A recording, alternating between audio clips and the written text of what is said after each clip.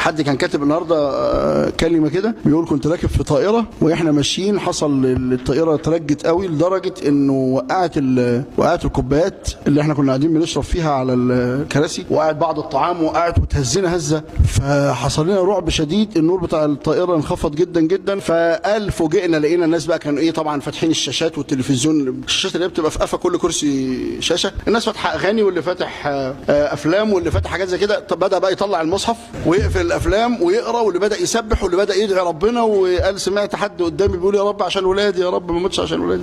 بيقول قعدنا حوالي نص ساعه، الطياره هديت، فرجع اللي كان قفل التلفزيون فتحه، واللي كان فتح المصحف قفله وحطه في جيبه، ورجع الامر كما هو عليه.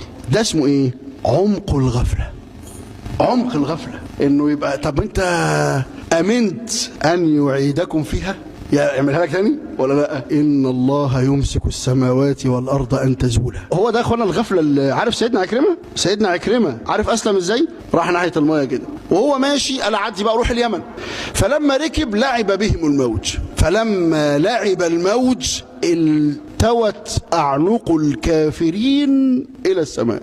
لا بقى في اللات والعزى ومناة الثالثة الأخرى، ما بقاش في كده، بقى في إخلاص، حتى شهد الله بذلك. صح؟ فإذا ركبوا الفلك دعوا الله مخلصين، ودي من بهاء الإخلاص إن لما دعوه مخلصين نجاهم مع أنهم كفار، راحوا داعين. فسيدنا عكرمة لفت نظره، ده قال ما هو لما نتزنق ندعو الذي في السماء ونترك كل الذين في الأرض، إذا فما بال الذين في الأرض؟ إذا كان إلهي مش هيسعفني لما اتزنق، يبقى اعبده ليه؟ يبقى إلهي ليه؟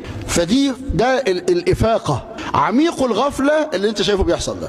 كم تأتيك من رسالة من الله عز وجل ثم لا تلحظها. ان احنا ما بيعديش علينا اسبوع بالكتير الا ونلاقي المسجد جنبنا بينادي على صلاة جنازة. حصل ولا لا؟ بالكتير كده بتنزل بروح اشيع واحد كان ليه نفس امالي واحلامي ونفس الاسرة زي اسرتي وعايش في الطقس اللي انا عايش فيه ونفس الموضوع بالظبط. ازاي ما بفوقش من غفلتي؟ هو الداء ده. اللهم ثبتنا ولا تزلنا عن الاسلام، يا ولي الاسلام واهله مسكنا بالاسلام حتى نلقاك.